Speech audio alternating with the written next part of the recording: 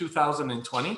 I'm joined tonight by Councillors Maria Torres, Colleen Feeney, Elizabeth Yulin, and Dino Mazzoni. As well, I'm joined by our Director General, Maître Raphaël Destasio, our Town Clerk, Maître Claude Gilbert, and our Communications team, Elizabeth Roy and Manon Schalt. So if I could have somebody move to open, I just wanted to mention that this meeting is being held in camera as mandated by Ministerial Order 2020-029 dated April 26th from the Quebec Minister of Health and Social Services.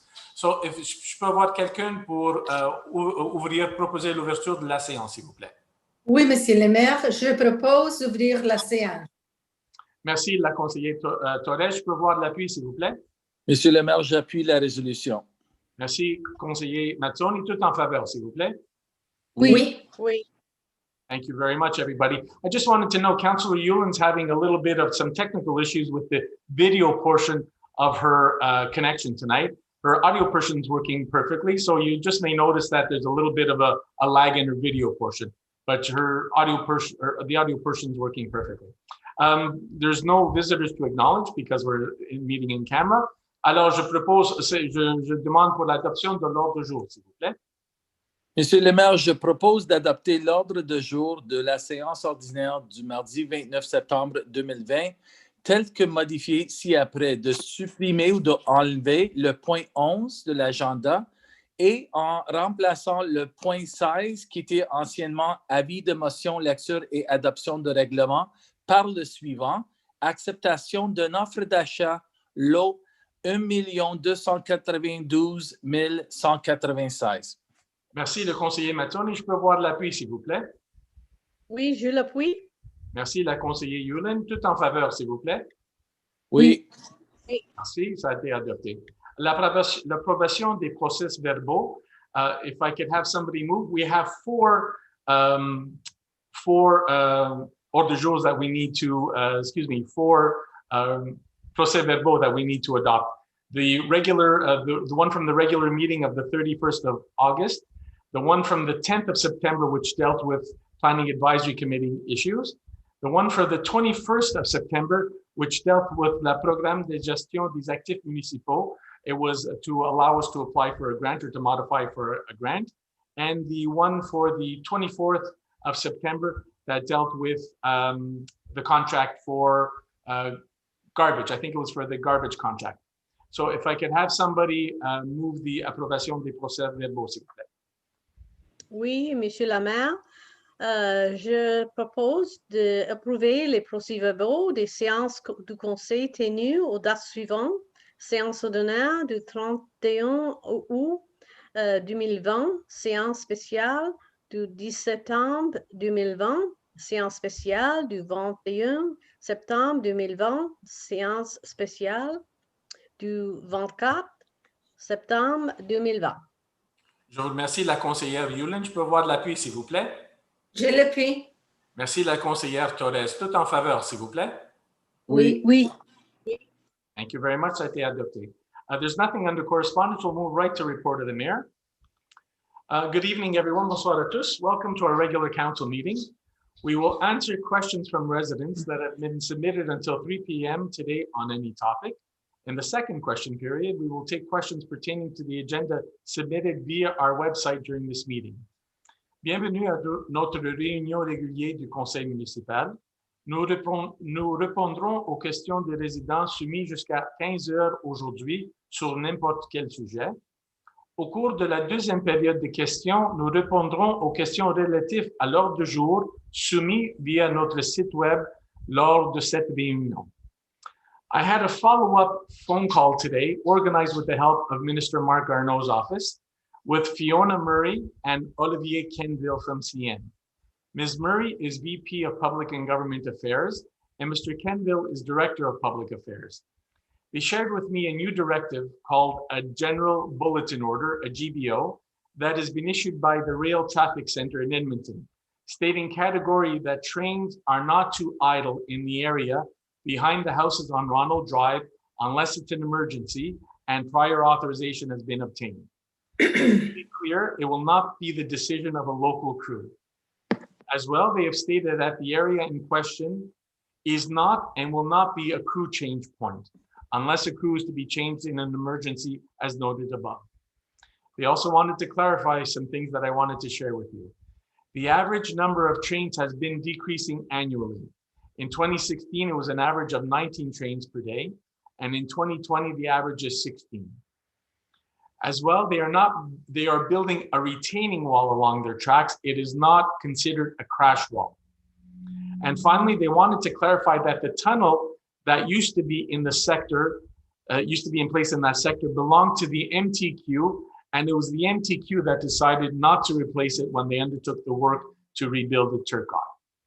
They have promised to inform me of any emergencies that may result in a train being parked in that area, but those trains are supposed to be powered down. I will continue to keep in touch with CN and continue to push the issues of my residents clearly in their sights. On Tuesday, I met with representatives from EXO to receive an update for their plans for the Montreal-West station. As I mentioned last fall, their plan is to add another building on Sherbrooke at Connaught to allow people to access the northern track directly from Sherbrooke and to have the tunnel under tracks 1 and 2 extended north to that building. In other words, the tracks will be accessed via the 2 buildings, the old station on the south side at Broughton and the new building on the north side at Sherbrooke. This will allow them to funnel traffic away, from the level crossing at Westminster. Riders will access the station on either the north side or the south side via the buildings and not via the tracks. They will be hosting a public consultation session regarding the new building on October 22nd. Our residents are invited to attend virtually and ask any questions that they want answered. We will post the information on our website about how to join the EXO public consultation. And some exceptionally good news, later in the agenda, you will see a motion accepting an offer to purchase the lot at the corner of Avon and Westminster, and including the existing library building. The developer will erect a 3-story building with mezzanine that contains about 24 condominium units. As well, the ground floor will also contain 2 commercial units, one which will be the home of our adult library. Very exciting news indeed. We will have a modern new home for our library. We will have increased the variety of our housing stock. We are increasing our tax base, and we're hoping this project will act as a catalyst to stimulate and renew the commercial artery of Westminster. I need to congratulate Maître Raphael Destasio, who has worked with the developer, worked with the library board, and with council to allow each of us to reach this point. Bravo, Raphael. Just so you know, a dedicated webpage will be online as of tomorrow. And to finish my report, I wanted to mention the fact that the Montreal region has now been designated a red zone. The most drastic change involves the interdiction of visitors inside your home from another address. That's a particularly difficult one. So please pay extra attention and keep in touch by any other means with the vulnerable shut-ins in our community and the shut-ins that may be within your family. On a practical note, it has not affected our recreation programming yet, but we will stay on top of it. And it may affect our public works team. So again, I will ask for you to exercise patience as we try to address everybody's requests with a reduced staff working in more difficult situations. Veuillez rester en santé et en sécurité. Please stay healthy and safe. Thank you. So we're going to get back to the agenda of the meeting. All right, so now we're going to go right to the first question period. So what I've done now is the questions were submitted to us via our website. They were able to go online and address the questions to us. And what I've done is, because a lot of the questions were, the same questions were in effect asked by different people, I've grouped them together. Okay, so the first one. The first question, it was asked by a few different people. So I'm going to mention David Pinchuk at 137 Radcliffe, Mary Rabzel at 120 Sheraton, and Natalie Benadoche at 82 Percival Avenue. The questions have to deal with why we removed the one-way signs on either side of the hump. The signs were removed because we had interventions from many parents of the children attending the Edinburgh school. And we also had interventions from the director of the school. In effect, the children would have to have crossed Westminster twice to get onto the east side sidewalk to cross northbound, and then to cross again Westminster on the other side to be able to get to the school. And that just did not make any sense to us to have the kids cross the sidewalk twice. So what we've done in the short term is remove the signs altogether. But what we will do now is we will allow the kids to cross when they're coming and going from school. But what we will do is the new signs will say that the sidewalks will still be one way. In other words, coming southbound on the west side and going northbound on the east side. So that restriction will stay in place except during the time when the kids are coming and going from school. Okay, so that answers that question. The questions from those three people. Number 4, Sharon McCallan. Excuse me, again, these are a grouping of questions. These are 4 people that asked a similar question. Sharon McCallan from 71 Percival, Sharon Rosen Askler from 16 Fairfield, Carol Foster from 112 Westminster, and Anna Pawulski at 65 Nelson. At least these 4 people expressed a concern about the kids from Royal West Academy. When they're outside of school during their lunch period, they're heading over to Westminster to buy their lunches or to go into the stores. The kids are traveling in packs. They're not necessarily respecting social distancing, and they're traveling without any masks on, especially when they're going into the stores. It's not an easy one for us to tackle. We've already spoken to the school administration. The school administration just recently sent home a letter to their parents asking the parents to reinforce with the kids the rules that they need to follow. Excuse me. Excuse me about that. As well, we've met with the CCMU, which is the Centre de Coordination des Mesures d'Urgence, to find out if there's ways that we can help ensure that the kids are respecting the guidelines that they need to respect to ensure safety for the community as a whole. So we will stay on top of it. We'll continue to work with the school administration. We'll continue to reach out to the school commissioners to help us in this endeavor as well. Excuse me, folks. I'm sorry about that. Number 8, Daniel Budd of 193 Wolseley Avenue North asks, one of the best features of our town is the extremely personal and friendly atmosphere that exists throughout the town. What outreach programs does the town have planned now for seniors, children, and the most vulnerable now that we are in the red zone? Small businesses, specifically restaurants, are going to run into trouble now that we are facing a second wave of COVID and a possible second lockdown. What support is the town planning on giving businesses in the town that will struggle as a result of the current circumstances? Councillor Feeney, can I ask you to address that, please? Yes, absolutely. First of all, thank you very much for your question, Daniel, and you're absolutely right.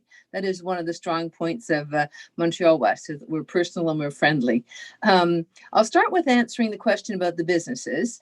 When the pandemic started in March, the town immediately started working with our Merchants Association to develop a plan to promote their businesses.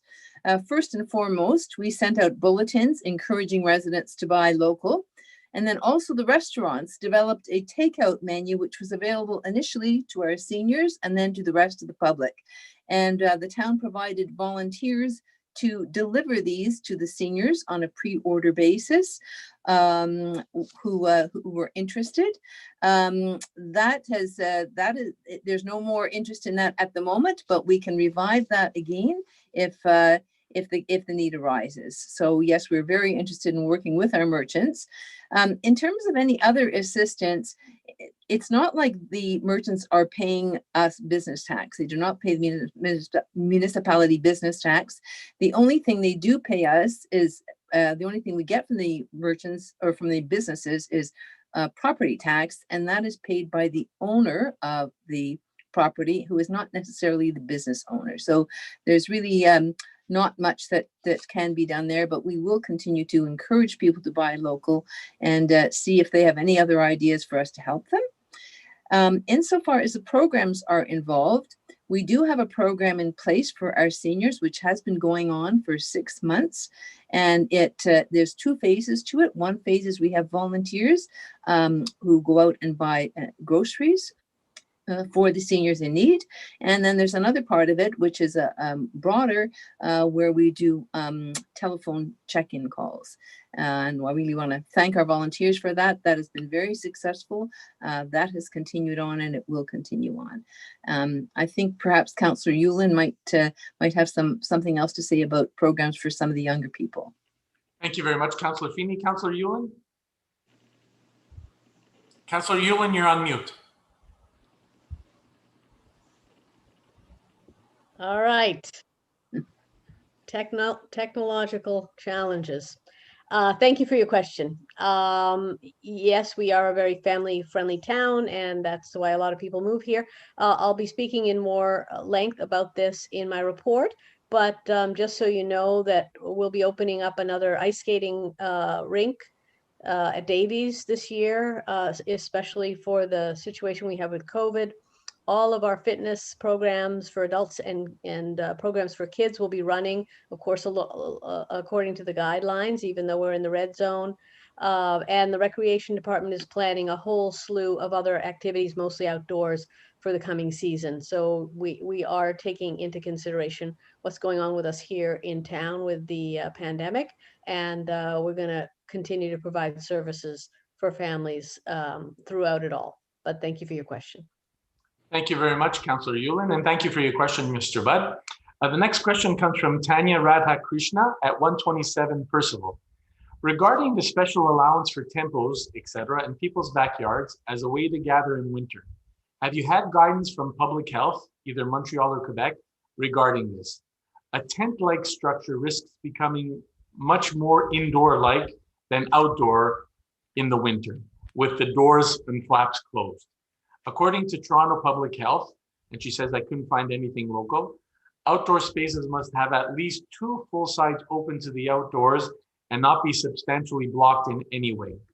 In San Francisco, where it's not so cold, only one side of the tent can be closed. Otherwise, they're considered indoor spaces. Councillor Feeney, can you answer the question, please? Yes, thank you very much, Tanya.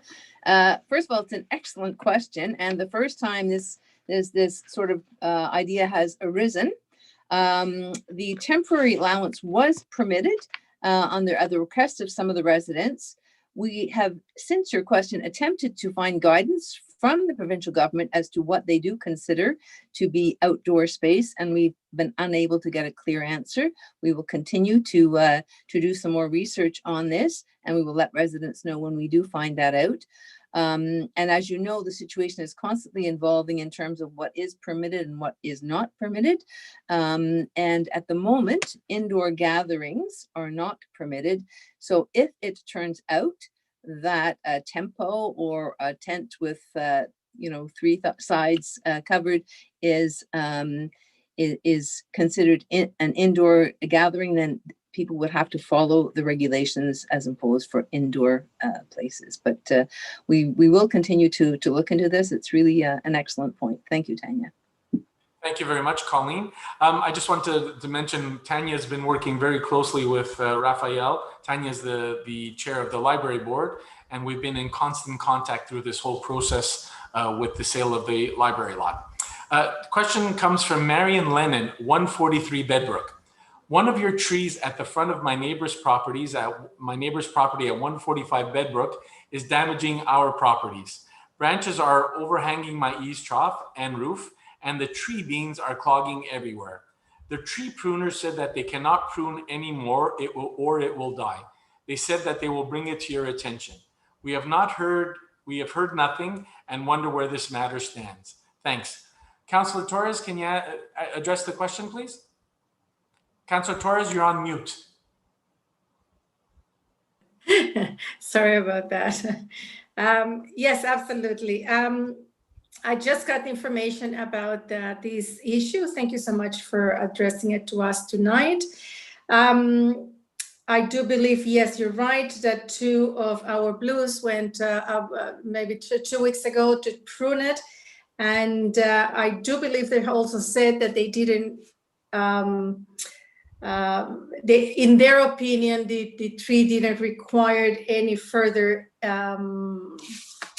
intervention. However, you point out that you have an issue with it. So if you don't mind, what I would like to do is I would like to call you maybe tomorrow or Thursday, and I can drop by your house and we can talk, or I mean, just to see the tree, and then we can talk about what the issue is and what we can do. But if the tree is healthy and it cannot be pruned, I don't know. Let me call you and I'll find out more information from you, and I'll try to explain what can be done about it. Thank you so much. Thank you very much, Councillor Torres, and thank you very much for your question, Marion Lennon. The next question comes from Jerry Arenheim at 97 Brock North. Follow up to my question of last month. Any more information on the apparent blight, for lack of a better term, which has hit many lawns in Montreal-West? Variously sized patches of grass seem to have died and are now growing over with some sort of small weed. Any cause identified? Any treatment or intervention suggested? Thanks. So I'm going to repeat the same answer I gave you last month, Mr. Arenheim. I'm living the same reality on the lawn in front of my house.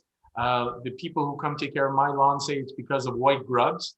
My lawn is being treated, unfortunately, not effectively. So I don't know what other treatments there are out there. But the experts that come and see my lawn, Monsieur Gazon, or that kind of people, they tell me that it's white grub. That's what's doing it. So they're killing the good grass, and what's happening is that the weeds are allowed to run rampant afterwards. So unfortunately, I don't have any more information than that. Maybe you can get in touch with one of these companies and have them come and visit and see if that's the same thing that you're experiencing. Thank you very much, Mr. Arenheim, for your question. Mr. Peter McLean at 150 Westminster Avenue asks, first part, I am a senior citizen and it's very difficult for me to walk. I have to go up and down the street to the drugstore. I've asked this question previously. Can you please do something about the bicycles? 2 weeks ago, because the lighting system didn't go on properly at sundown, I was clipped in the elbow by a bicycle by a young lad. This had been going on for years. Councillor Mazzoni, can you address the question, please? Yes, thank you, Mr. Mayor. Thank you, Peter, for your question. Very appreciated. Look, there's very little we can do in the sense that we'll certainly ask our PSOs when they see this to certainly make mention of the fact that obviously no one should be riding their bicycles on the sidewalks. Secondly, I would ask that we all have bicyclists in our family. I have 4 of them. Make it a point amongst yourselves to speak to people in your family who have bikes and ask them if they're going to absolutely not want to go in the street for some reason or another and want to be on a sidewalk, then they should walk their bike along a sidewalk in just the worst case situation, because really they should not be there. I'll take into consideration some of what you've asked for in terms of perhaps putting some type of markers down or whatnot, but we're somewhat loath at the Traffic Safety Committee to put more signage on Westminster, which is already cluttered with so many signs of varying degrees of different restrictions. And so that visual pollution is not something I necessarily favor. I will say that I'm certainly sensitive to your situation. Councillor Feeney's done great work with MATA and sensitized us certainly here at council about some of the concerns of senior citizens in our town. So look, we will pay more attention to it, but short of being there constantly to watch this, there's not much we can do, but we will absolutely tell our PSOs to be again on the lookout for them. Thank you, Mr. McLean, for your question. Thank you very much, Councillor Mazzoni. A second question from Mr. McLean. At the corner of Nelson and Westminster, I believe waste container would be advantageous. Face masks, loose garbage, markings on sidewalk, social distancing should be mandatory. So from what I remember, there is a waste container at the corner of Nelson and Westminster. It's at the bus stop, right where on the property or right next to the property of the Presbyterian Church. In terms of markings on the sidewalks, well, unfortunately, those markings don't last long on cement. On smooth cement, it's one thing. On cement, regular city cement, they don't last very long at all. And social distancing is mandatory. And unfortunately, it's the SPVM that has to enforce that rule. So the only thing we can do is continue to let people know that they need to follow these rules, continue trying to sensitize people that they have a responsibility to act appropriately and to follow the rules so that we can minimize the danger for the population as a whole. Thank you very much, Mr. McLean, for your questions. Judy Kennedy at 151 Strathern North. Her first question talks about the students at Royal West, so I'm not going to go into that as well. The second question, is the use of carcinogenic dryer sheets prohibited in Montreal-West? These dryer sheets pollute the air. Councillor Torres, can you address that question, please?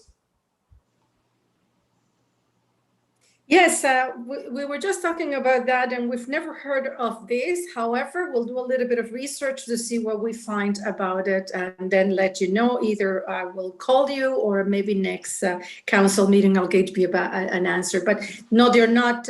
We don't have. It is not prohibited in Montreal-West. It is not. Thank you. Thank you very much, Councillor Torres. And her last question from Judy Kennedy. Is it possible that the town could consider the use of tempos in Montreal-West, especially for anybody over the age of 70? Excuse me. Contractors are running a cartel. They will also not sprinkle salt on the driveway. A tempo would be a gift. Thank you. Councillor Feeney? Yes, thank you very much for your question, Judy. Council understands that there is a small proportion of the population who may want tempos to make life easier in the winter. We did review the subject once again recently at council and unanimously agreed that we did not want to move in this direction. The reason for this is that we feel that there are alternatives to driveway, such as driveway clearing by contractors, and that the aesthetics of having these tempos is not something we want in our town. They are an eyesore and they are there for 6 months of the year. There are also safety issues related to crime and to drivers not having a clear sight line when they are exiting onto the streets. So we are reinforced in our decision by the many residents who expressed that they really do not want to see tempos here. So what is a gift for some is not necessarily a gift for others. In terms of your question about salt, I don't know what to answer to that, except, you know, if you know somebody who could put salt down, or we can always put it down ourselves. You know, when we regather as a seniors committee, we had thought about seeing if we can get some sort of a group going involving students or volunteers who may be willing to undertake snow clearing for seniors who need it. So this is also another possibility that that we can look into. So thank you very much for your question, Judy. Thank you very much, Councillor Feeney. Thank you for your questions, Ms. Kennedy. Next question comes from Julian Mazzoni on Parkside. Hi, Mr. Mayor and Council. I hope you're doing well during these difficult times. I have a question regarding safety on Parkside Street. Every once in a while, cars will go in the opposite direction on Parkside Street. This is a concern because there are a lot of kids and there is a school there. Is there any way the town can improve safety on Parkside by installing more no enter signs, turn right signs, or no enter signs in the road like they have on some streets to slow cars down? Thank you. Councillor Mazzoni, can you address the question, please? Yes, thank you, Mr. Mayor. I know Mr. Mazzoni well, so I will tell you that he raises a good point. I have seen it myself, but his point is actually one that's a little bit broader. We do have that issue on a few streets in our town. I will specifically look into the issue of Parkside. I know that he and others on my street have actually raised the point, so we will see to what extent we can maybe improve the physical location of the signage so that people can see that a little bit better as opposed to coming in on a one-way street. And that's pretty much all I could say for now, Mr. Mayor. Thank you, Mr. Mazzoni, for your question. Thank you very much, Councillor Mazzoni, and thank you very much for your question, Mr. Mazzoni. Number 15, Jennifer Soley at 205 Bedbrook Avenue asks, hello, I've noticed a big problem with speeding vehicles on Bedbrook Avenue. However, there aren't any speed bumps installed. I'm assuming that this is to accommodate the big trucks and other equipment entering and exiting public works. Is it possible to install a radar speed sign somewhere along Hodgson Field? There are often children in this area who are either playing in the field, park, arena, or tennis courts, and many cars do not consider them as they speed past. Councillor Mazzoni? Thank you, Mr. Mayor. So Ms. Sully, basically I reached out to Dimitrios, our Lieutenant PSO, and provided me with an answer, which I'll provide to you. There was a traffic study that was conducted on this section of Bedbrook back in August of 2014, and it was found that the vehicles were in the acceptable limits and therefore did not qualify for any traffic calming intervention pursuant to our policy. We did also add in 2019 a 30-kilometer speed limit sign at the beginning of that summer. even if we wanted to put those, if you will, the speed bumps that you're referring to, or excuse me, humps, we would certainly receive a lot of noise complaints from our residents because of the frequent passage of the public work vehicles, as you alluded to in your question. Again, the speed profile on the street is in line with streets that already have speed humps in place. Now, again, it was 6 years ago when we did that traffic study, so we can certainly retest again, but it actually has been one of the quietest summer traffic wise since, of course, COVID hit our town and affected all of our recreation activities. It may very well be just a perception issue. I don't want to diminish your concern, but what we will do, I've spoken to Jimmy, we're going to install a radar sign in 3 weeks and see to what extent we get some new information and provide you with that. And thank you again, Ms. Sully. I appreciate it. Thank you very much, Councillor Mazzoni, and thank you for your question, Ms. Sully.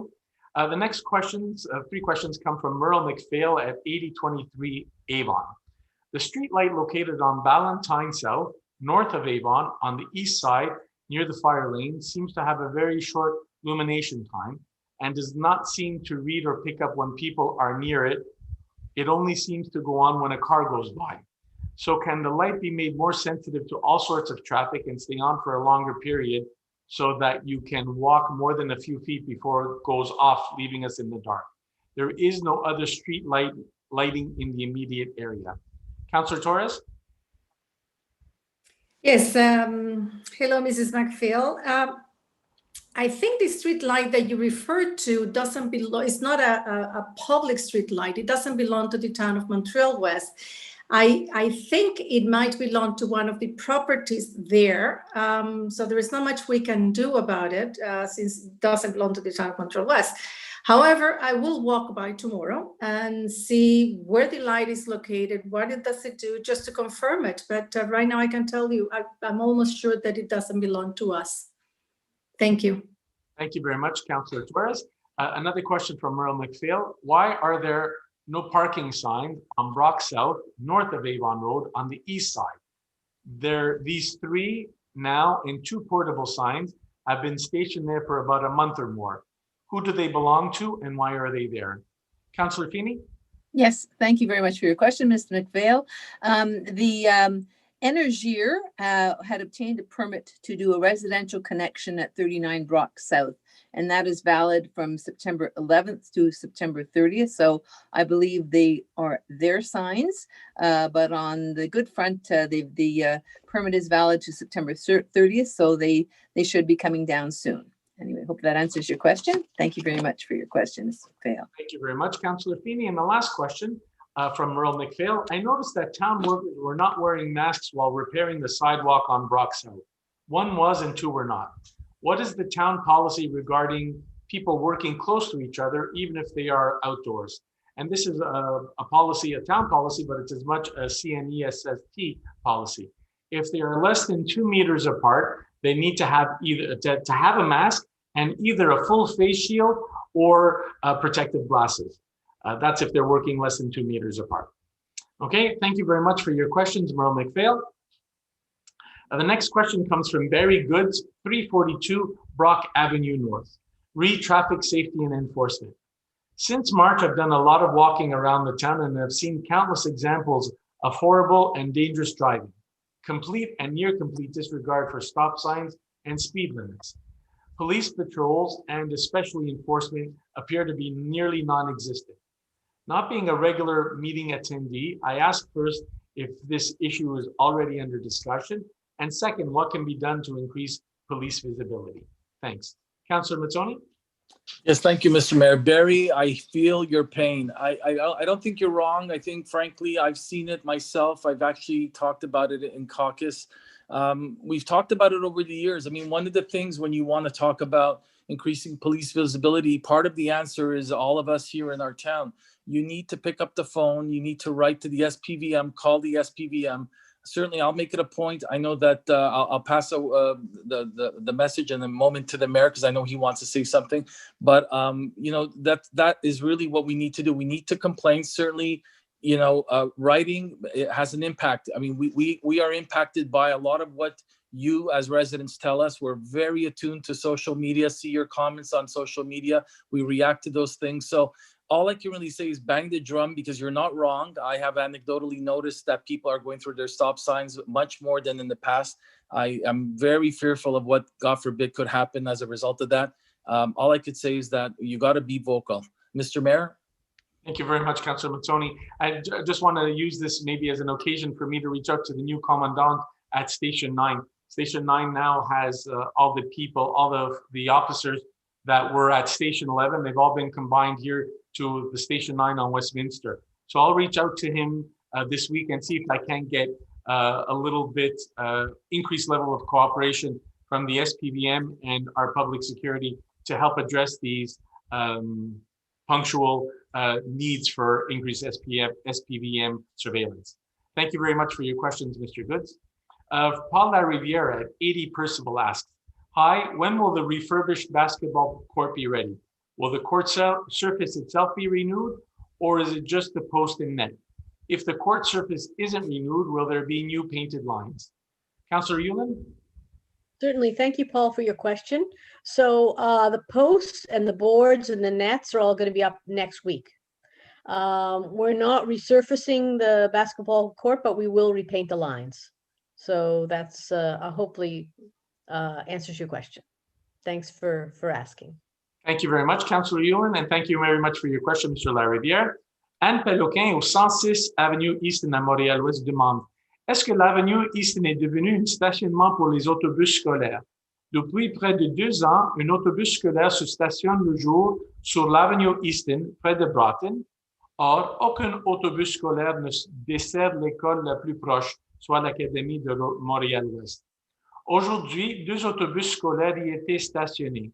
Pour les résidents, ces véhicules engendrent de la difficulté à sortir de façon sécuritaire leur véhicule de leur entrée privée, car les autobus obstruent la visibilité, empêchent de voir un enfant qui traverse la rue près de ces autobus et rendent presque improbable le passage de véhicules d'urgence. Est-ce que vous pouvez répondre à ça, le conseiller Mazzoni, s'il vous plaît? Oui, merci, Monsieur le maire, et merci, Madame Péloquin, pour votre question. Je vais vous répondre assez précise.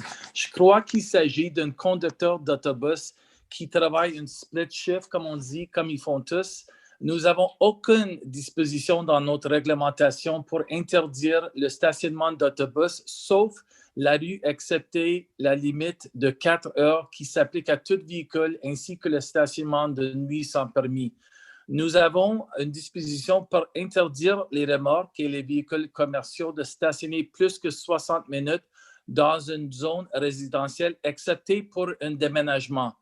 Mais nous ne pouvons pas appliquer ce 60 minutes maximum à cause des définitions dans notre règlement. Donc, nous avons seulement la limite de 4 heures qui est applicable. Chaque fois que les PSO ont vérifié à quelques reprises quand ils l'ont fait pour voir si l'autobus était stationné, l'autobus quitte toujours avant le 4 heures.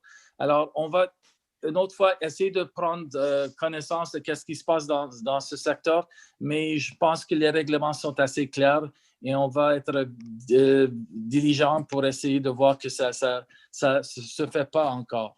Merci beaucoup, Madame Péloquin. Merci, conseiller Mazzoni, et merci pour votre question, Madame Péloquin.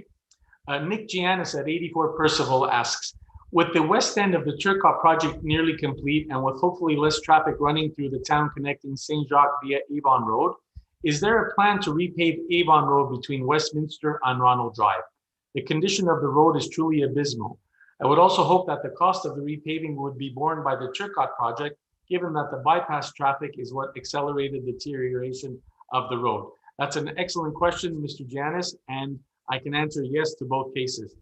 We did receive financial assistance from the MTQ to help us repave the whole length of Avon. In other words, from Brock all the way down to Ronald Drive, or basically to the beginning of the bridge. We have until the end or till the next fall 2021 to complete the repaving work. We've started the work to see what the surface is like and what the foundation is like.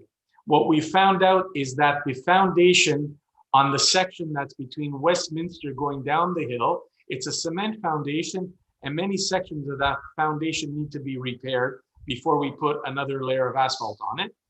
And for the section from Westminster going to Brock North, that will as well be repaved, but we have to determine the condition of the sewer collector that runs along Westminster underneath that section of road.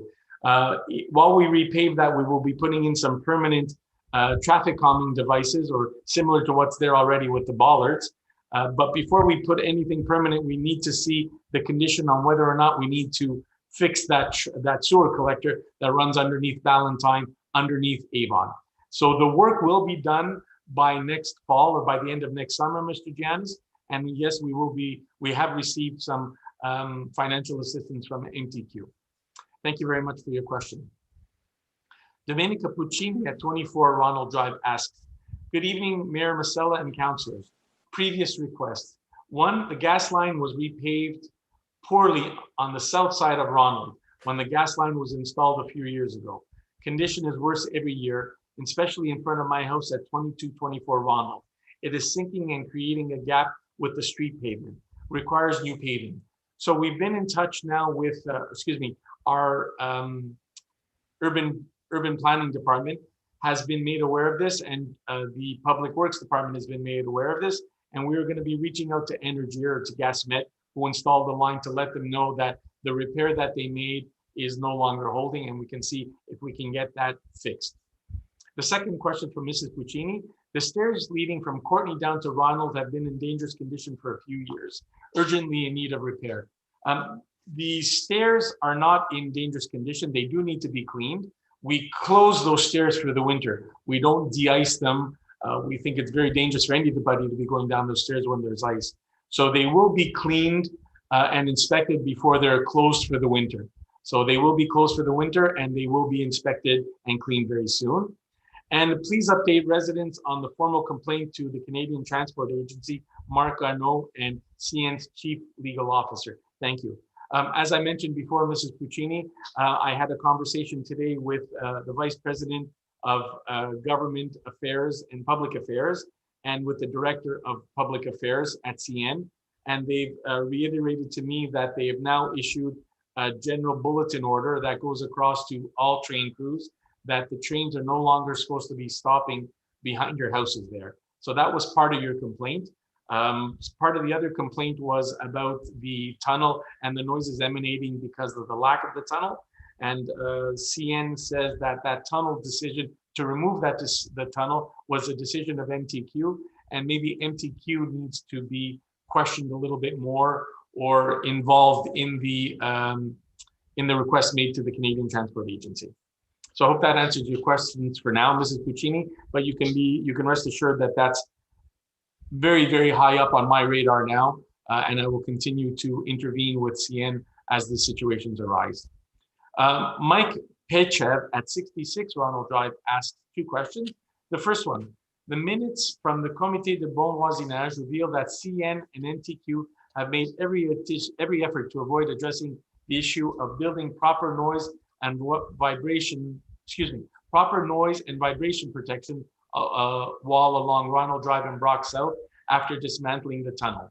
Based on a noise study, it is concluded that the noise protective walls are needed to protect residents from the highway traffic 200 meters away, and no wall is needed to protect them from heavy train traffic 30 meters away. Could the town formally approach the MTQ for correcting this apparent discrepancy as part of the finalization works of the Turcotte project until 2021? Councillor Mazzoni, since you sit in on the Comité de Bon Voisinage, I'm going to ask you to address that first question. So to your question, thank you, Mr. Mayor. To your question, Mike, this is a little bit more detailed than probably meets what you would get out of this webcast tonight. But here's what I will tell you. This has been the bane of our existence in the town, and a lot of the residents before the Comité de Bon Voisinage raised many a time. I think perhaps you're not wrong in stating that there was some sense of avoidance in the sense that the MTQ was not really very committed precisely on this issue of this noise wall. Here's what I will tell you. They had conducted sound tests. those sound tests, and we can debate those. I know a lot of people are probably going to listen to this feel that they weren't done properly, but those sound tests said that they were within acceptable limits. They also said that there would be a suivi acoustic, so a follow-up every from the time that the project would be completed. 1, 5, and 10 years after that fact, there would be a sound test undertaken to see to what extent the sound was attenuated, or that this retaining wall, if you will, had done the trick. That's going to happen in 2021, 2026, and 2030. What I will say to you is we'll do a follow-up. One of the things that the mayor mentioned in his conversation with CN, which I'm heartened by, is the fact that there is now going to be this insistence, or at least certainly there's a directive of not wanting these trains to idle. But we need to be careful that there's a combination, and certainly the reduction of the number of trains passing through is a good sign too. That will reduce noise levels. But there's a difference, and the studies that were undertaken by the NTQ, and I'm more than happy to share them with you, talk about a difference between the sounds coming from the highway and the sounds coming from the trains. So there will be a follow-up. We will do a follow-up, and certainly I will follow up with the MTQ to ask that question specifically. But please don't be shy to reach me directly, and I'll mention my phone number in my report. You can call me directly. Thank you, Mike. Thank you very much, Councillor Mazzoni. And the second question from Mr. Paycheck. I would like to thank the Mayor and Town Council for the due attention given to the petition for mitigation measures against the noise, vibration, and emissions from CN operations submitted at the last council meeting in August. My question is, has any response from CN and/or Marc Garneau's office been received to date? As I mentioned in my report, Minister Garneau organized a meeting that I actually had today with CN, and CN has issued some directives that trains are no longer to be idling unless it's an extreme emergency behind the areas on Ronald Drive. But like I said, I will repeat it again. I will continue to stay on top of this file as much as I can. Thank you very much, Mr. Paycheck. A question comes from Sherry McGurnan, 322 Westminster Avenue. First question, I see the new apartments on Brock are being advertised for rent. I was under the impression that those apartments were an NDG. However, they are listing a Montreal-West address, i.e. 255 Brock Avenue South, Montreal-West. This is good news for us, as I assume, since it would mean that there would be added revenue for the town. I wish I could tell you that that's the case, Mrs. McGurnan, but that's not the case. I think that's just the developer taking advantage of the fact that he can put a Montreal-West address on it, when in fact, you were right, it is not in Montreal-West. Those buildings are in NDG. And unfortunately, we may get some of the problem, but we get absolutely none of the tax revenue from that. That is an NDG address, and the developer will be made aware that it is an NDG address. And the second question, I have previously asked about potholes in my lane at 322 Westminster Avenue North, and it was great that they might get fixed. But I am worried about having it done before the snow/ice hits. The one I'm quite concerned about has gotten 25% bigger since my initial inquiry due to regular watering from my neighbor's yard, the sprinkler. Would it be possible to dispatch a crew to at least make it not so deep? It is approximately a foot deep now. Thank you. Councillor Torres?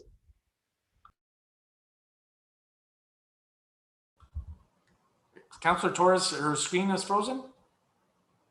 Oh, I think so. Councillor Torres' screen has been frozen, but from what I understand, the Public Works has it scheduled to be repaired before the end of October.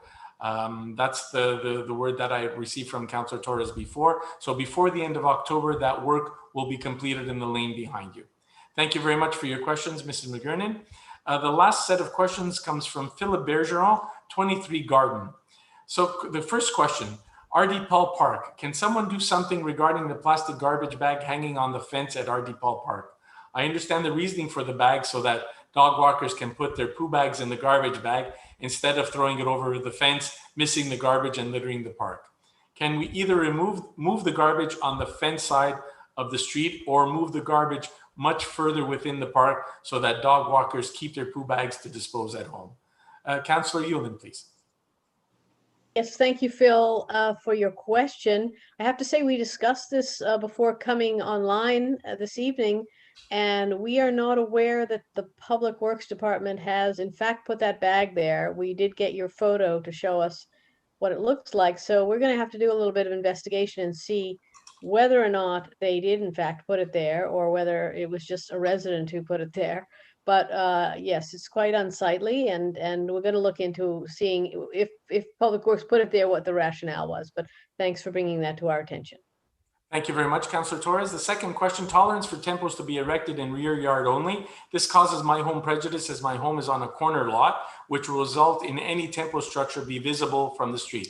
My wife and I are on different playing fields when it comes to COVID-19. She is more liberal. She would like guests to be able to come in our home following government guidelines. I, on the other hand, don't want anybody in my house. Good luck with that.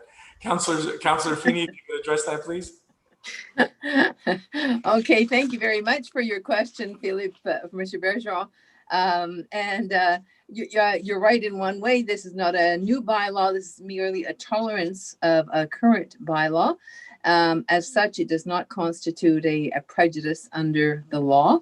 And the tolerance does extend only to those who have space behind their house, behind their lot, where they can hold a structure which is not visible by the street. So although it might seem unfair, it is not a prejudice, which is defined under the law by much stricter rules.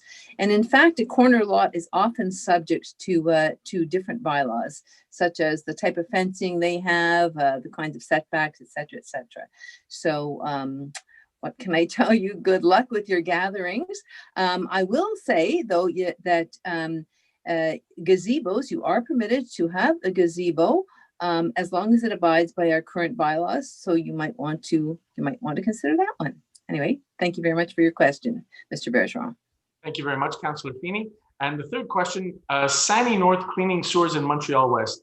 As per the article in La Presse on May 25th regarding Sani North illegally dumping gray matter on farmland, has the city of Montreal-West made any thoughts regarding its contracts with the company? Has Montreal-West made sure that our gray matter be disposed in a proper way for the environment? Mr. Bergeron, this is the first that we're hearing of this. I've now flagged this to the administration and to Public Works so that they can follow up and see that all environmental guidelines are being respected by this company, and to see if any environmental issues have been raised, and whether or not these people have been sanctioned by the Environment Department of the provincial government. So we will follow up on that on our side. Thank you very much for that question. And the final question from Mr. Bergeron, why do we only have 100 words for 3 questions? It's not enough. Why do we have to send our questions the day of council meetings between the hours of 9 and 3? This is right in work hours. Why can't I send my questions the night before, after work hours? Councillor Yulin, if you could address that. Sure. Well, I'll start with the 100 words. I don't know, Phil, if you've been listening to this meeting since the beginning, or at least question period, but you can see the way it works. We're trying to mimic as best we can a real council meeting where all the questions are actually read out instead of people saying them. And it takes an awfully long time. And now with these virtual meetings, we're getting much higher attendance than at regular council meetings. So that means in order to get through all the questions, we ask people to be succinct in how they're asking them. However, all of the councillors and the mayor are reachable pretty well 24/7 by email. And most of you also know our phone numbers. So if you have more detail you need to give us in your question, if you need some background to give us, you can always email that to us separately. But for the meeting, it's really important that we allow people, as many people as possible, to ask questions. So we ask that they do it in a brief way. Your question, though, about why we require people to have a certain window during the day to ask these questions publicly. Again, we're trying to mimic as best we can a regular council meeting, albeit the questions have to be in the day instead of the evening, by giving people a limited time to ask them. However, I have to say that your question did make me think about that. And we can talk about it at our next caucus meeting, whether we want to have a window that would be more amenable to people who work to sit down and type something out outside of working hours. But we'll look into that. This is obviously a work in progress, this kind of live stream virtual meeting, and we're always looking for ways to improve it. So thanks very much for your question. Thank you very much, Councillor Yulin, and thank you for your questions, Mr. Bergeron. And the last question comes from Sharon Rosen Aspler at 16 Fairfield Crescent. She asked a question before, but this was a second question. On behalf of Montreal-West participants, could the council thank Paula Cordeau for her incredible organizational skills and dedication to getting our recreation courses on Zoom? It's been a tireless task, and Paula has been outstanding. So consider this, Ms. Rosen Aspler, as us thanking publicly Paula for the work that she and her team at the Recreation Department have done, getting these classes back online, getting people back engaged in the community, and doing what they can to try and fight the boredom that we're all living with this pandemic. It hasn't been easy, and they've done yeoman's work trying to get us organized with it. So thank you very much for I just want to weigh in quickly to say that I shared this comment with Paula because it was so sweet, and she insisted that we thank the entire department and not just her. This is obviously typical Paula, but that we also mention Chris Carney and Marion Scully, who work hand in hand with Paula, making that all happen. So thank you very much for your comment. It's much, much appreciated. Thank you very much, Councillor Yulin. And I think that's the end of our public question period, or the first question period. So we're going to go back to the agenda now. That was first question period. There's nothing under 8. We're at 9, administration of finances. Approbation des déboursés pour le 28 août jusqu'au 25 septembre 2020. Oui, Monsieur le maire. Je propose que la liste des comptes payables pour la période de 28 août au 25 septembre 2020, totalisant 482 741,12 $, soient acceptés et payés tels qu'ils sont énumérés. Merci, la conseillère Fini. Je peux voir de l'appui, s'il vous plaît. Monsieur le maire, j'appuie la proposition. Merci, le conseiller Mathieu. On est tous en faveur, s'il vous plaît. Oui. Merci. Number 10, the Urban Department, 10A, Site Planning Projects and Architectural Integration Program, SPAIP. Yes, Mr. Mayor, I move first to acknowledge receipt of the minutes of a meeting held by the Planning Advisory Committee, PAC, on September 23rd, 2020. And second, to approve, as presented under the SPAIP, the following plans submitted to this meeting in accordance with the recommendations of the PAC as outlined in the minutes. 107 Bedbrook, replacement of a French door by a patio door. 74 Easton, demolition of the backyard mudroom and construction of foundation walls. 145 Wolseley North, replacement of 12 windows. 143 Wolseley North, replacement of 8 windows. 71 to 73 Northview, replacement of front concrete landing with pavers. 5 Northview, replacement of roofing material and flashing. 317 Brock North, replacement of the front door, garage door, the cladding material on the second floor, and the soffits and addition of window shutters. Third, to defer the examination of the following plans to a next meeting of the council in accordance with the recommendations of the PAC as outlined in the minutes. 74 Eastern, construction of the walls and roof of the proposed extension. Replacement of windows and doors, replacement of cladding material, and construction of a deck in the side yard. 90 Easton, replacement of the front door, 13 windows, and of 1 door of the window by a patio door, of 3 doors by windows, addition of a window, replacement of the cladding material on the second floor, painting of the window shutters, foundation wall, and garage door. 124 Easton, replacement of the front door and 5 windows.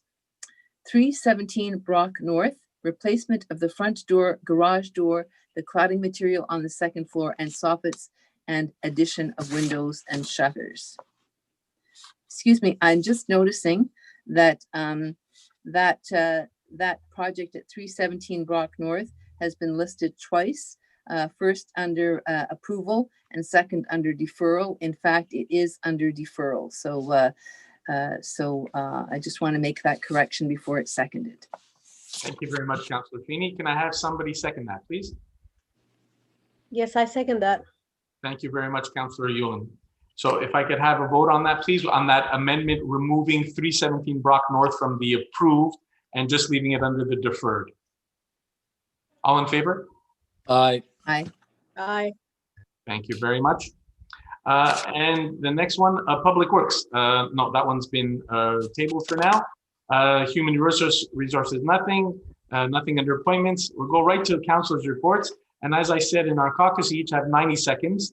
So we're going to start with seat number 4 from Councillor Torres reporting on matters pertaining to the environment, public works, and buildings. Thank you, Mr. Mayor, and I will be very brief. I'm having some technical difficulties, so if I get cut off, I apologize. There's not much I can do. So I'll start with Public Works. They have been worked very hard for the past month. Roxton, Brock North, Curzon, and parts of Westminster had all potholes filled and sections skimmed patched. A water valve at the corner of Wolseley and Curzon had its chamber rebuilt, and was also asphalted over and on September 24th. A water break at 17 Brook South was capped. The break was on the service line that feeds the resident. The basketball nets, I know this was a question. I do believe that they did, the Public Works did a little bit of work at the basketball site court. The basketball nets at Hudson Field were removed in order to set a set of new ones that will be installed soon. And 2 new cement pads were poured at Public Works Yard. The town carpenters have stained the gates for the bins in the town hall parking lot, and both Davis and Kirkpatrick Parks have had all the wood chips topped off. All of the branch pickups were done along the multiple, and I'm sorry, I'm trying to go too fast. All of the branch pickups were done along with multiple trim requests, and all electrical issues were taken care of. The sweeper continued to be out of on a weekly basis, and the grass in all the green spaces and parks was cut. Lastly, garbage was picked up and all municipal buildings were cleaned and disinfected. From the environment portfolio, we will continue planting the trees, and the last batch for the season are arriving on Wednesday, so we still have a couple of more weeks of planting, and that should be for this year. And then moving on to the buildings, the assembly hall was finally painted. It was a great job, and it came under budget. In the arena, we had a little bit of trouble. Open inspection of the header pipe trench prior to final startup. Our refrigeration technician saw a sign of a brine leak along a section of the wall that is underneath the Zamboni garage entrance. And since the leak was behind the wall, it was never possible to see. So this brine is corrosive to concrete, and it had damaged a wall. We had awarded a contract to Simco Refrigeration for repair. They did already most of the work. They should be finished quite soon, and the arena should be open on October 8th or 9th if everything goes according to plan, so we can open the arena to minor hockey contracts. That's all for me today, and if you have any questions, please let me know. You can either email me or ask questions in the next question period. Thank you. Thank you very much, Councillor Torres. Reporting from seat number 1 on matters pertaining to public security and special projects fundraising, Councillor Dino Matsuri. Thank you, Mr. Mayor. I am going to try to, I was editing as I was listening. So first of all, off the bat, just as I mentioned to one of the questionnaires in our question period, please call or text me at 514-949-3055. I'm more than happy to take your text and talk to you specifically. So some departmental activity for our PSOs. The annual Parmalet siren test in collaboration with the Montreal Civil Security Center, the CCMU, occurred this past Thursday, the 24th, between 6:45 and 7 p.m. As you know, we had sent out an information letter and flyer to every address in town, as this was done across the city of Montreal for every residence that is near one of the 9 major industries on the island where hazardous materials are used.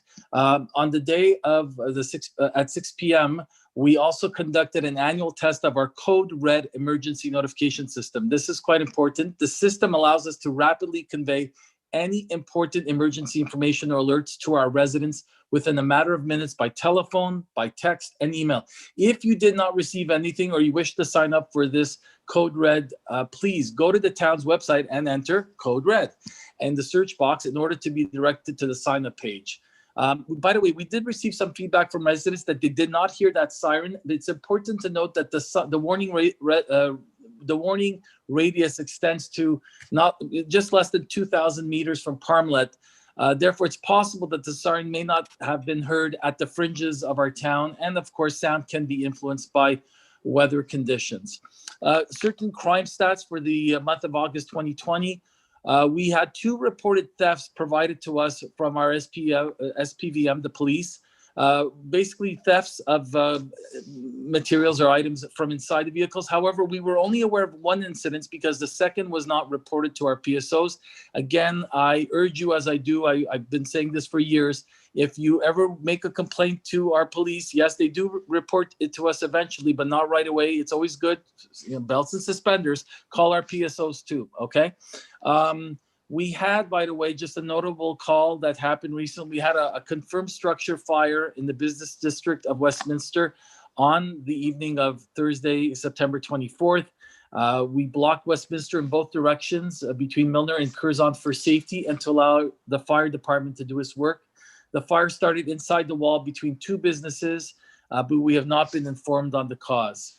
As the mayor mentioned in his report, the integration of stations 9 and stations 11 for the SPVM took place on the 28th, and therefore the station 11 and NDG is now permanently closed, and all of the officers will be moving to our station 9 here on Westminster and Côte Saint-Luc Road. And finally, fall has begun, and leaf blowers are only permitted to be used as of October 15 to November 15. Our PSOs will be doing their rounds to verify that all private landscapers have valid permits and they do not blow the leaves and debris into the streets. Anyone caught dumping leaves in the streets can be fined, as these leaves block our catch basins, cause grief to our public works department, and make Maria Torres crazy. So please be careful about that. Residents are also being asked not to place their leaves in plastic bags, as they will not be picked up by the composting truck. And finally, residents can use their reusable trash bins, brown bins, paper bags, and cardboard boxes to dispose of their leaves on Tuesdays. Really, we can't emphasize this enough. We wish to avoid plastic bags filled with leaves ending up in the regular garbage pick. If I may, Mr. Mayor, I want to wish a happy birthday to my twins, 14 years old today. Please don't hesitate, like I said, to call me if you have any other questions, 514-949-3055. And that's my report, Mr. Mayor. Thank you very much, Councilor Mazzoni. So I guess it's true then that you're flying the boys to Florida to see a Dolphins game? That's what you told me. I don't know. Thank you very much, Councilor Mazzoni. Reporting from seat number 2 on matters pertaining to communications, recreation, and culture, Councilor Elizabeth Yulin, 90 seconds, go. Ready, set. I'm gonna have to talk really fast. All right.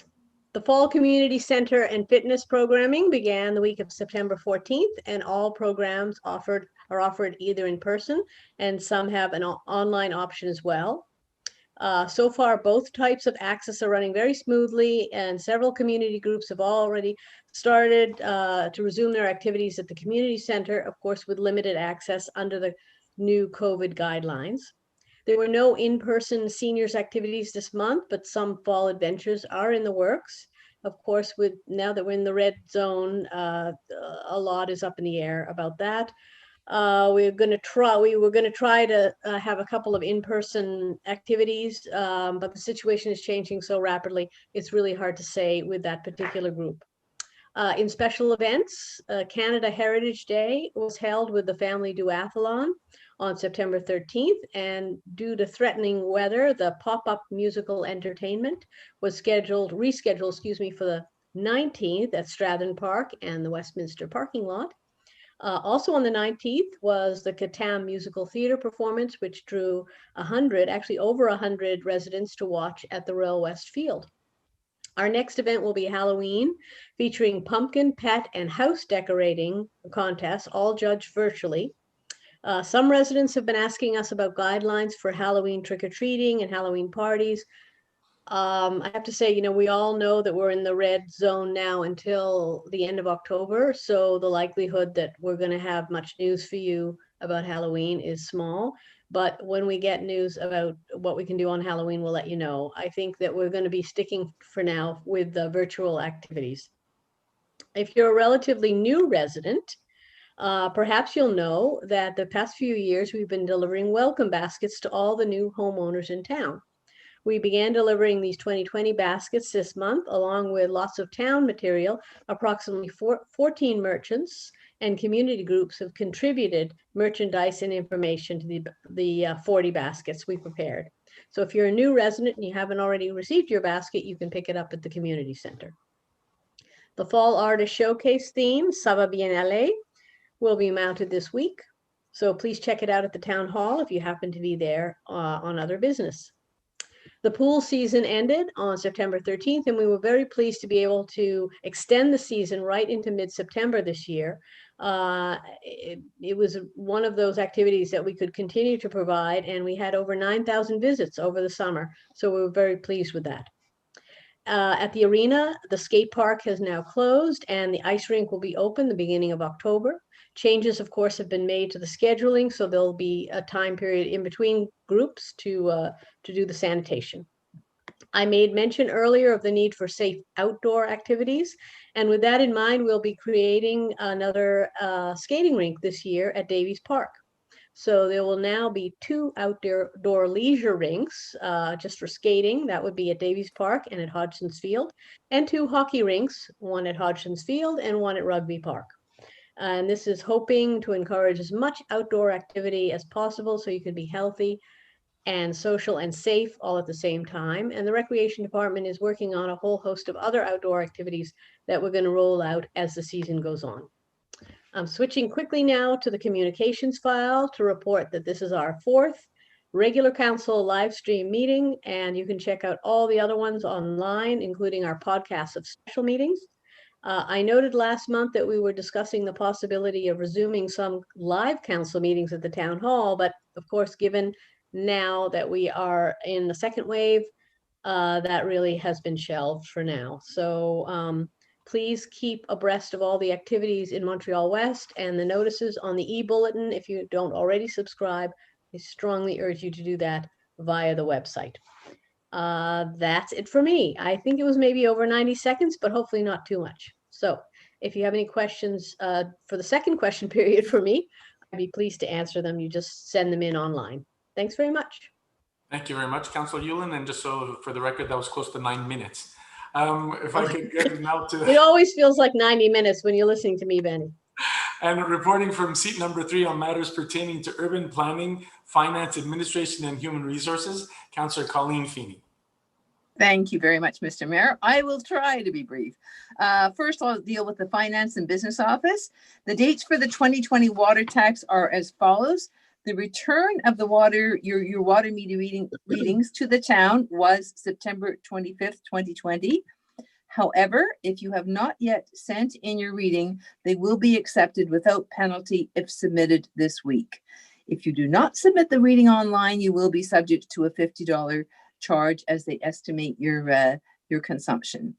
The mailing of the water tax bills will be on October the 26th, and they will be due on November the 26th. In the finance office also, work is continuing on the 2020 forecast and the 2021 budget. The annual general meeting of the Employee Pension Fund was held on September the 16th.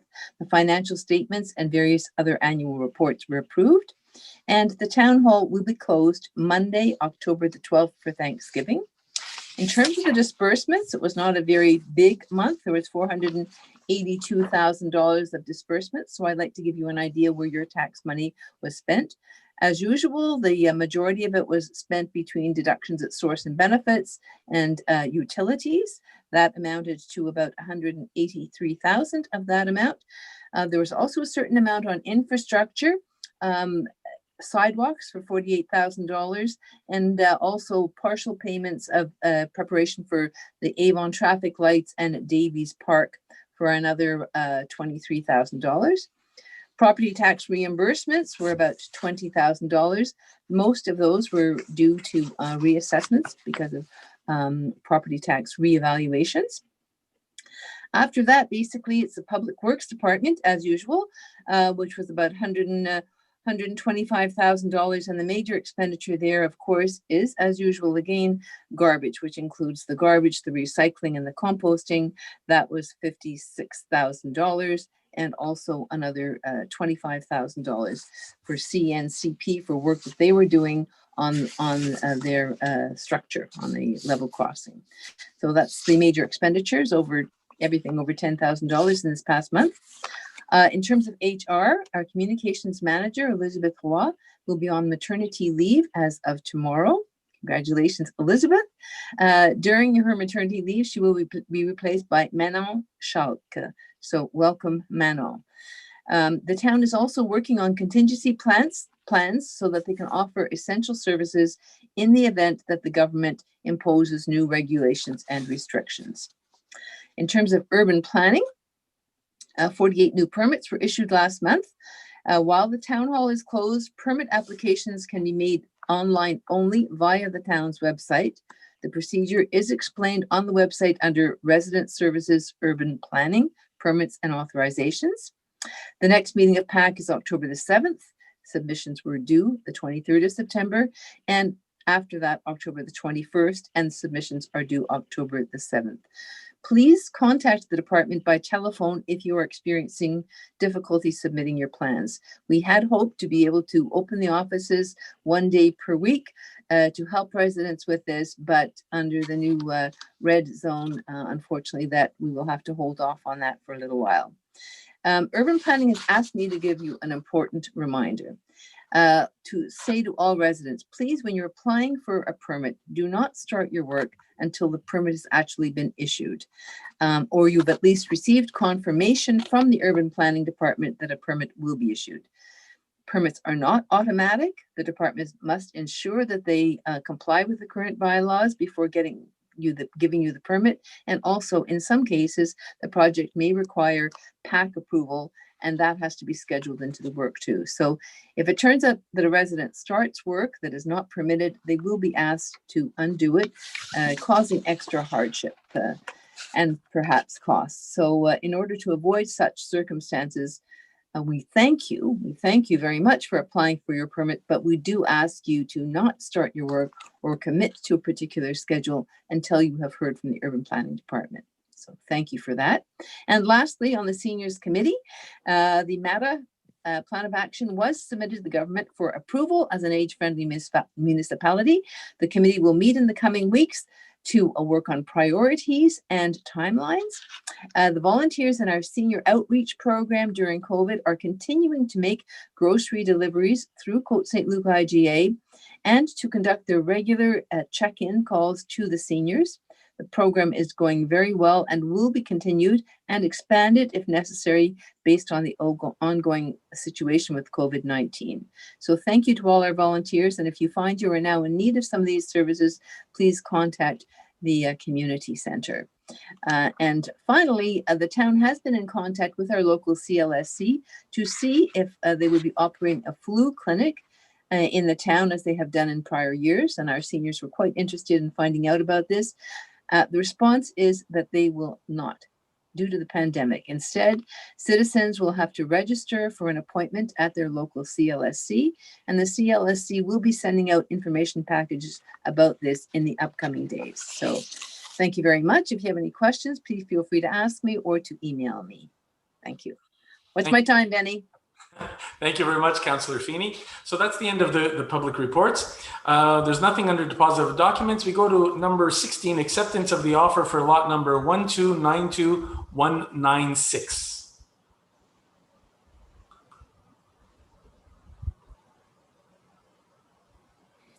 Whereas for several years now, the town has wanted to sell its property located at the intersection of Avon and Westminster South to redevelop and highlight the strategic nature of this area. Whereas by acting as a catalyst for the future development of this sector, The town aims to revitalize its downtown core around Edgar Davis Park and exploit its full potential. Whereas at the end of a negotiation process, the town has received a firm offer from the purchase and development of lot 1292196, which is meeting the objectives stated in the public request for proposals that it had launched in March 2019. Whereas the Board of Directors of the Montreal-Ouest Public Library on May 14, 2020, has agreed in principle to the elements of the purchase offer dealing with the lease of a commercial unit in its favor on the first floor of the building to be erected. Whereas the town, acting on behalf of the public library and the developer, have negotiated a draft lease for the said commercial unit, which is conform to the provisions of the purchase offer previously accepted by the public library. And the town agrees in principle with the terms of the said lease in its version dated September 28, 2020. Reference MTL underline documents at 3297310 VPDF by André Placement Tedeschi Inc. et la Bibliothèque publique de Montréal-Ouest. Therefore, I move first that the irrevocable offer for the purchase and development of lot 1292196 signed on August 3rd, 2020 by Guerrera Tedeschi Investment Inc. be accepted on its terms, which includes a sale price of $1,900,000 plus applicable taxes and other considerations. And secondly, that the Director General of the Town of Montreal-Ouest, Maître Raphaël Di Stasio, be authorized to sign this lease as well as any related documents except the sales contract. Can I have a seconder? Thank you very much, Councillor Torres. Can I have a seconder, please? Yes, Mr. Mayor, I am happy to second that. All in favor, please. Aye. All in favor? Do I have everybody vote? Aye. Thank you very much, folks. So, je voulais seulement repasser un moment. Nous venons d'accepter une offre d'achat pour le lot et le bâtiment où est placée présentement la bibliothèque des adultes. Cette démarche, ça fait longtemps qu'on essaie de vendre le lot. Nous avons eu une offre qui, honnêtement, rencontre toutes les exigences qu'on avait. On voulait développer le lot, on voulait varier le stockage des maisons, des habitations qui sont disponibles dans la ville. On voulait un projet qui pouvait être comme une catalyste pour le redéveloppement de Westminster au sud de le chemin de fer, le passage à niveau. On voulait trouver un espace pour la bibliothèque, un espace moderne, accessible pour la bibliothèque adulte. Je pense que nous avons toutes rencontré ces exigences dans cette offre que nous avons reçue par la firme de Guerrera Tedeschi Investment. Le projet qui va être décrit sur le site, sur notre site web, il y aura une page qui donne une idée de le projet, mais en réalité, c'est 24 unités de condominium, 2 unités de commerce au rez-de-chaussée, et notre bibliothèque va être une de les 2 locales commerciales sur le rez-de-chaussée. Alors, c'est un bon signe, ça démontre qu'il y a des personnes qui sont intéressées à venir développer à Montréal-Ouest, et comme je dis, on va être en mesure de maximiser les payeurs de taxes. Comme ça, quand il y a plus de payeurs de taxes, le fardeau sur chaque épaule va diminuer. Alors, on a rencontré toutes ces choses avec cette offre qu'on vient d'accepter. And now we're on to the second question period. And I have not received, I'm just going to double check again to see if I've received any questions. I have not received any questions. So if I could have somebody move est-ce que je peux avoir quelqu'un pour la levée de la séance, s'il vous plaît? Oui, Monsieur le maire, je propose de lever la séance. Merci, la conseillère Yulin. Je peux voir l'appui, s'il vous plaît. Monsieur le maire, j'appuie la proposition. Merci, le conseiller Mathieu. On est tous en faveur, s'il vous plaît. Oui. Merci tout le monde. Thank you everybody for coming for being here with us tonight. Merci tout le monde. Merci pour les bonnes questions que vous avez posées. And thank you everybody for the good questions. Please, everybody, we're going into a very scary period again. Let's everybody keep our heads about us. Let's everybody do what we need to do to ensure that we're looking out for our best interests and for the interests of everybody else, our neighbors, our families, our friends that live all around us. It's a scary time, and like I said, what I've said in the past, we'll get through this together. Thank you very much, everyone. Merci tout le monde. Bonne soirée. Good evening. Good night. Good evening.